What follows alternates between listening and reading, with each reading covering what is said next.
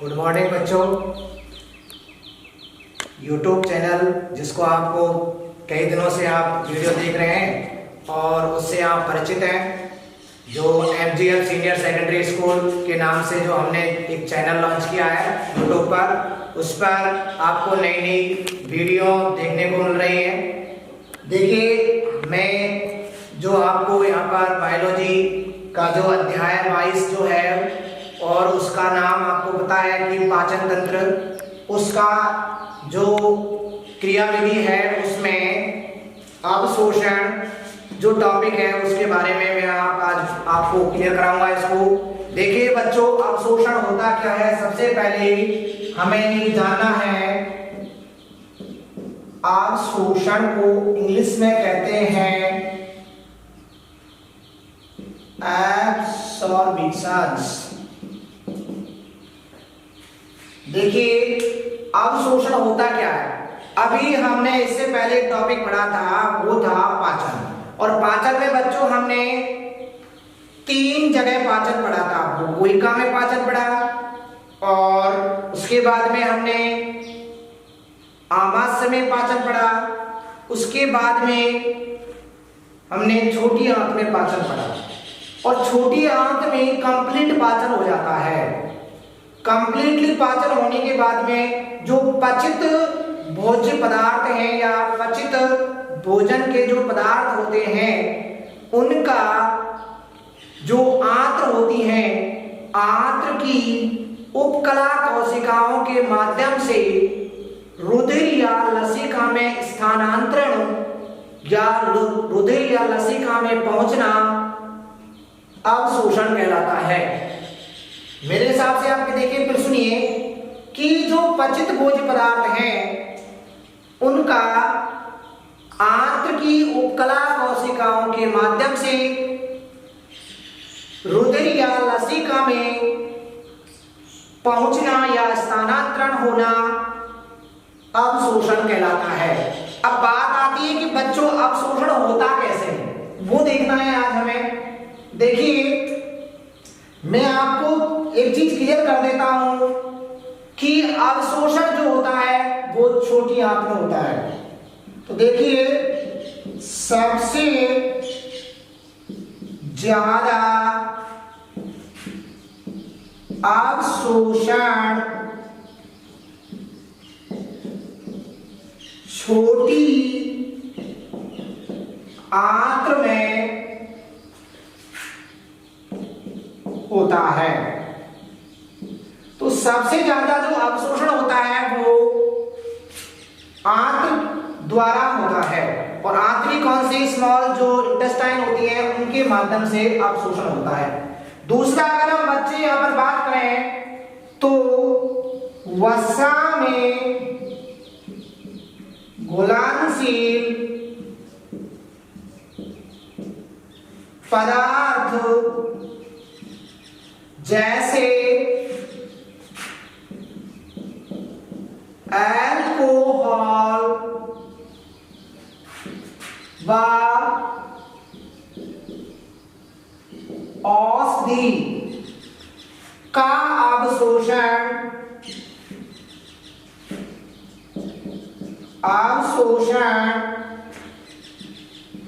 Stomach में होता है, मतलब आमाशय में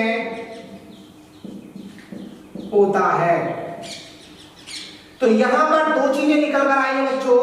सबसे ज्यादा अवशोषण छोटी आंत में होता है तथा वसा में घुलनशील पदार्थ जैसे अल्कोहल वगैरह जो शराब पीते हैं उसका, और जो औषधि हम जो दवाइयां जो लेते हैं उनका अवशोषण होता है आमाशय में। देखिए, आमाशय में अवशोषण केवल अल्कोहल और औषधि का होता है और सब जितने भी बाकी के जो हमारे भोज्य पदार्थ हैं या पचित भोज्य पदार्थ जिसमें अमीनो अम्ल है, ग्लूकोज है, वसा अम्ल है एवं मोनोग्लिसराइड जो है, उनका अवशोषण होता है छोटी आंत की उपकला कोशिकाओं के माध्यम से। तो देखिए बच्चों, अब हम आगे बात करने जा रहे हैं कि छोटी आंत में ऐसा क्या होता है कि जिससे अवशोषण वहां पर होता है। देखो, छोटी आंत की जो उपकला है,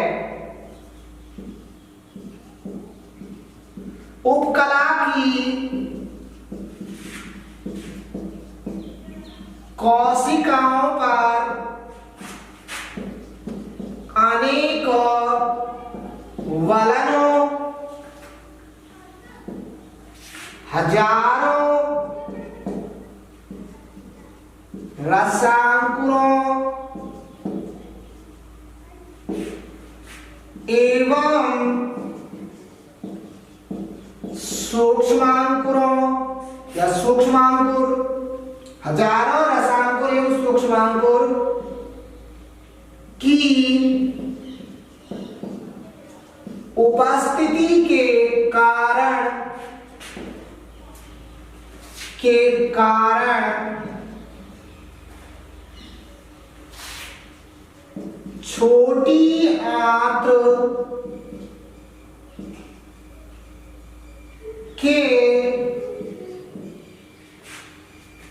छोटी आंत के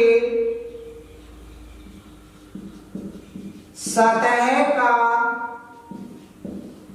अवशोषण क्षेत्रफल लगभग 100 गुना बढ़ जाता है।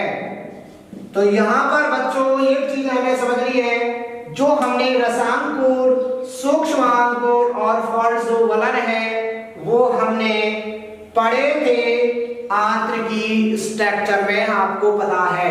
सूक्ष्मांकुर मिलके एक ब्रुश बॉर्डर बनाते हैं, रसांकुरों पर ही देखिए किस तरह से होते हैं बच्चों, इधर देखिए, ये मैं आपको एक रसांकुर की स्ट्रक्चर बना रहा हूं यहाँ पर, इस तरह से इसमें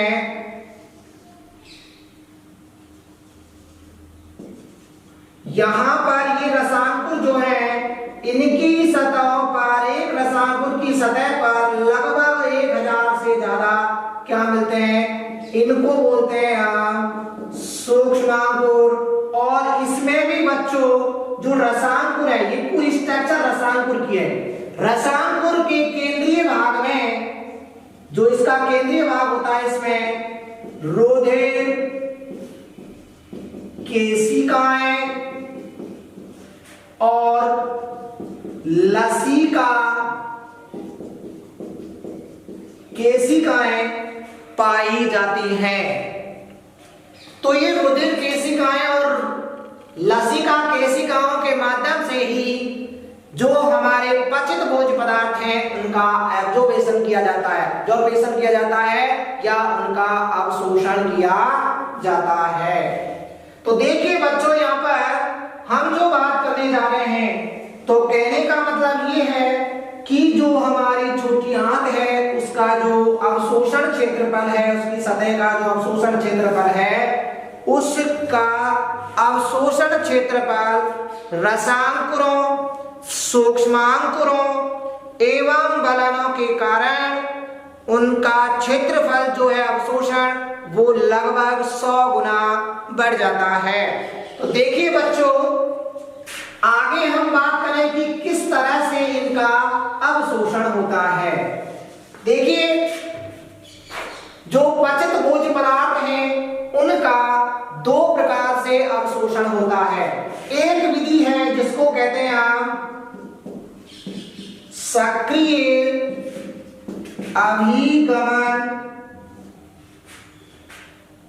विसरण, सक्रिय अभिगमन, और एक है जिसे कहते हैं विसरण। सक्रिय अभिगमन और विसरण 2 विधियों के माध्यम से पदार्थों का यहाँ पर अवशोषण होता है। देखिए, इस विधि से बच्चों 2 हमारे जो पचित भोज्य पदार्थ हैं, जिसमें अमीनो अम्ल एवं ग्लूकोज का अवशोषण सक्रिय अभिगमन द्वारा होता है। विसरण द्वारा अगर हम बात करें बच्चों, तो वसा, अम्ल एवं मोनोग्लिसराइड का अवशोषण होता है। सक्रिय अभिगमन और विसरण दो विधियों के माध्यम से आंत्र की उपकला कोशिकाओं के द्वारा पदार्थ जो पचित भोज्य पदार्थ हैं, पचित भोज्य पदार्थों को मैं बता देता हूं, अमीनो अम्ल, ग्लूकोज और वसा अम्ल एवं मोनोग्लिसराइड होते हैं। इनका अवशोषण सक्रिय अभिगमन और विसरण द्वारा होता है। तो देखिए बच्चों, यहाँ पर हम बात करें कि विसरण या हम कहें कि वसा का अवशोषण किस प्रकार से होता है। तो देखिए, वसा के अवशोषण में जो पित्त लवण है वो अपनी मुख्य भूमिका निभाते हैं, अपनी महत्वपूर्ण भूमिका निभाते हैं। कैसे निभाते हैं वो देखिए बच्चों, कि जो वसा अम्ल और मोनोग्लिसराइड जो होते हैं वो लवण जो है, पित्त लवण है, उनके साथ मिलकर एक विशिष्ट सूक्ष्म संरचना बनाते हैं जिसे बच्चे हम क्या कहेंगे, मिसेल कहते हैं। क्या कहते हैं उसे हम? मिसेल। मिसेल में होता क्या है, देखिए जो मिसेल का केंद्रीय भाग होता है उसमें वसा अम्ल या मोनोग्लिसराइड होता है, जबकि पित्त लवण जो है वो कायम मतलब भोजन जो होता है कायम में विलयशील होता है, वो इसकी परिधि पर चारों ओर पाया जाता है। तो देखिए, जैसे मान लीजिए ये हमारा, आपको पता है ये हमारा कोई भी एसिड या इस तरह से क्या होते हैं, ये इसमें मिसेल बनाते हैं। और ये जो होते हैं इनको बोलते हैं हम पित्त लवण, और ये जो होते हैं ये या तो वसा अम्ल होंगे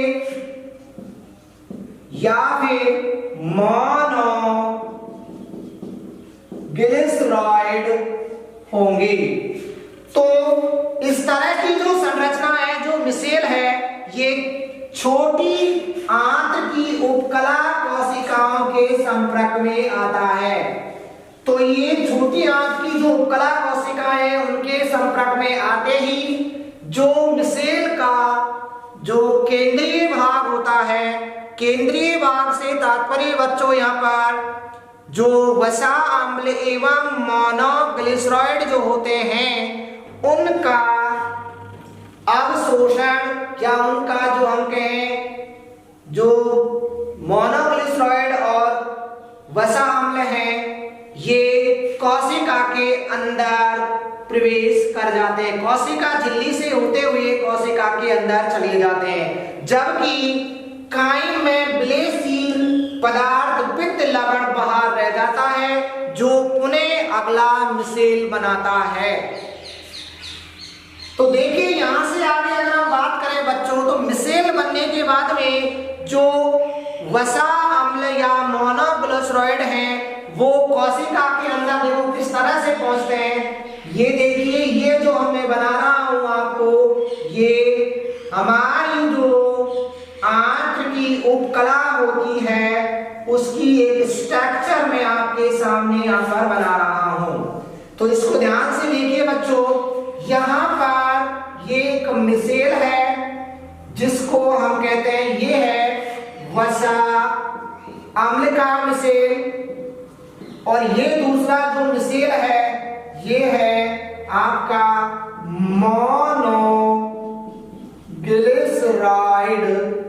ग्लिसराइड का मिसेल।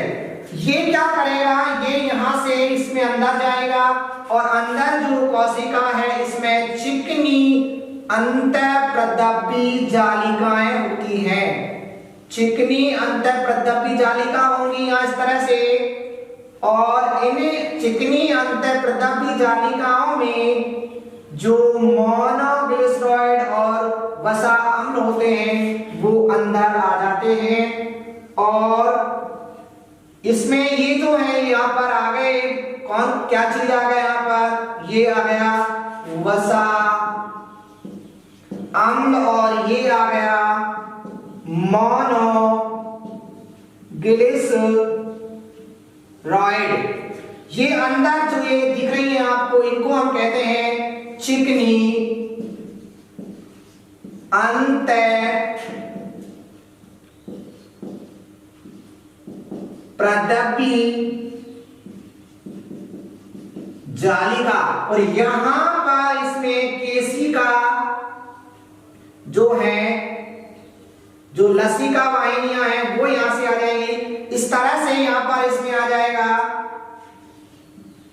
और यहां से निकलकर ये जो है इस तरह से संरचना बनाएंगे, और यहां से आगे ये इस तरह से इसके अंदर प्रवेश कर जाते हैं। ये जो है ये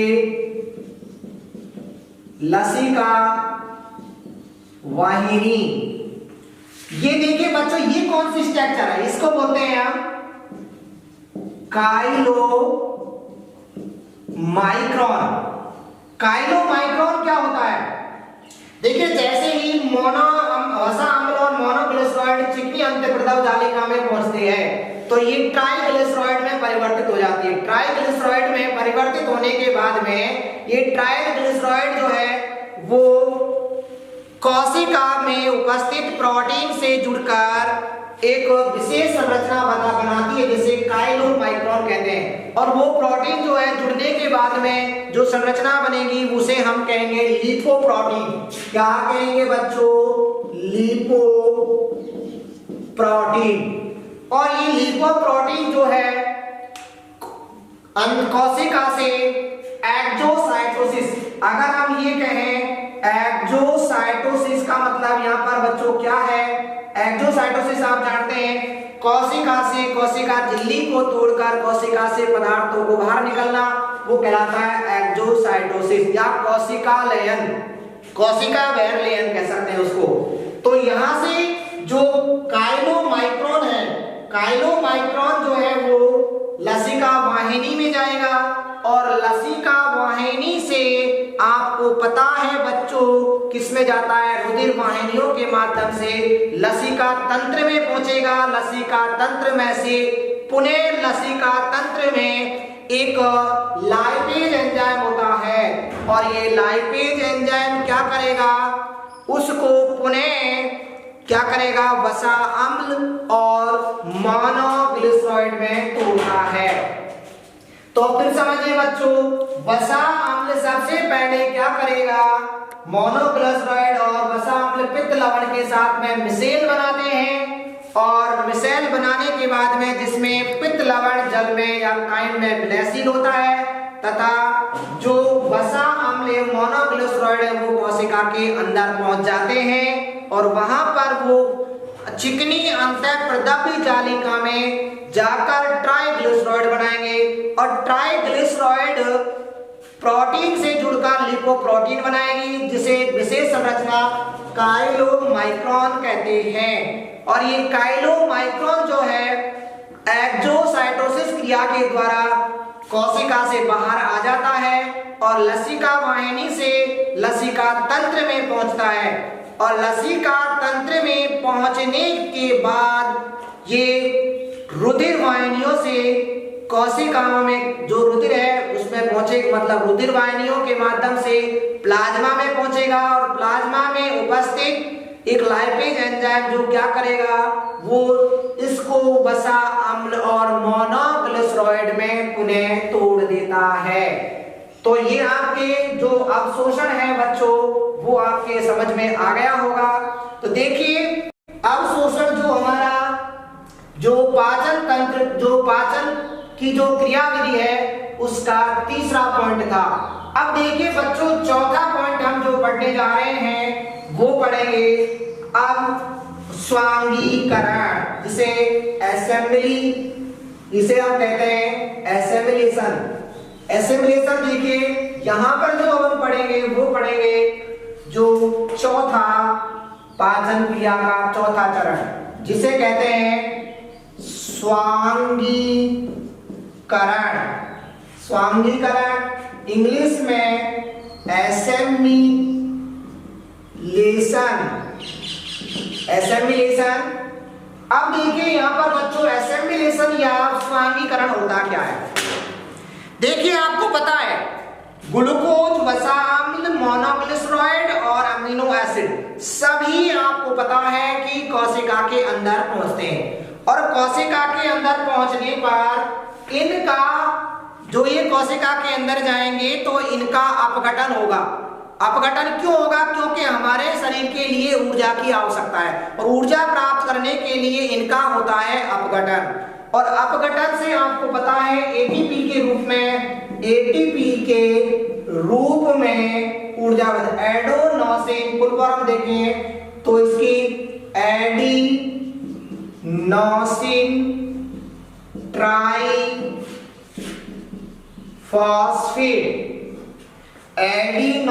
ट्राइफॉस्फेट के रूप में ऊर्जा संग्रहित हो जाती है और इस ऊर्जा को हमारे दैनिक काम में हमारी जो शरीर है उसकी जो दैनिक क्रियाएं हैं उनमें इसका उपयोग किया जाता है। तो देखिए यहाँ पर इसके अलावा जो एक्स्ट्रा भोज्य पदार्थ हैं वो उन्हें ग्लाइकोजन में परिवर्तित हो जाते हैं। तो यहाँ पर स्वामीकरण का मतलब यही है कि ऊर्जा का स्टोर करना, मतलब जो ऊर्जा है उसको एटीपी के रूप में संग्रहित करना। अब इसके बाद में इसका पांचवा जो चरण था, पाचन की क्रिया का जो लास्ट चरण था वो था बहिक्षेपण। बहिक्षेपण का मतलब है बच्चों जो भोजन के पाचन के बाद में जो अपशिष्ट पदार्थ होता है उस अपशिष्ट पदार्थ को हमारे शरीर से बाहर निकालने को बहिक्षेपण कहते हैं। और उस अपशिष्ट पदार्थ में आपको पता है कौन कौन सी चीजें होती हैं, उसमें मृत कोशिकाएं भी होती, मृत उपकला कोशिकाएं होती हैं और इसमें मृत उपकला कोशिकाओं के अलावा इसमें मृत जीवाणु होते हैं, श्लेष्मा होती है और वो सभी मिलकर मल का निर्माण करते हैं। और ये मल जो है मलाशय में क्रमानुकुंचन गति के द्वारा मतलब 24 घंटे में 1 या 2 बार शरीर से बाहर त्यागा जाता है। और इसके अलावा जो जल है उसका अवशोषण हमारी जो आंत्र जो बड़ी लार्ज इंटेस्टाइन होती है उनके द्वारा अवशोषित किया जाता है। तो इसमें जो पाचन की क्रियाविधि है वो हमारा जो पाचन की क्रियाविधि है उसके 5 चरण कंप्लीट हो जाते हैं इसी के साथ में। और देखिए बच्चों अब जो हमारा इस टॉपिक जो हमारा ये अध्याय है मानव पाचन तंत्र, इसमें केवल एक वीडियो और बाकी है। इसके साथ में जो हमारा ये लेसन चल रहा है ये कंप्लीट हो जाएगा। इसमें केवल अब जो बचा हुआ है वो बचा हुआ है कि जो भोजन से संबंधित जो बीमारियां हैं या भोज्य पदार्थ जो है भोजन जो हम लेते हैं उनकी कमी से कौन कौन से रोग होते हैं, जब भोज्य पदार्थों की अधिकता से या कमी से, वो हम अगले वीडियो में आपको बताएंगे बच्चों। और इसी के साथ में मैं आपको पुनः इस चीज को दोहरा रहा हूँ कि अगर कोई भी आपको इस टॉपिक में कोई भी चीज अगर समझ में नहीं आती है तो हमें कमेंट्स में उसको सूचित करें जिससे कि हम अगली वीडियो में आपके क्वेश्चन का हम जवाब दे सकें। देखिए इसी के साथ में हमारे चैनल को आप ज्यादा से ज्यादा लाइक करें और अपने दोस्तों को या जो भी आपके करीबी रिश्तेदार जो आपको सबसे प्यारा है उसको और इस लॉकडाउन में शिक्षा से जुड़ने के लिए शेयर करें और सब्सक्राइब करें। और सब्सक्राइब के साथ साथ उसमें जो सब्सक्राइब हम अपने बटन को दबाते हैं तो साइड में एक घंटी का निशान आता है, उसे प्रेस करें जिससे कि आपको हमारी नई नई वीडियो आपका नोटिफिकेशन सबसे पहले प्राप्त होगा। ठीक है बच्चों, फिर मिलेंगे नेक्स्ट वीडियो में। धन्यवाद।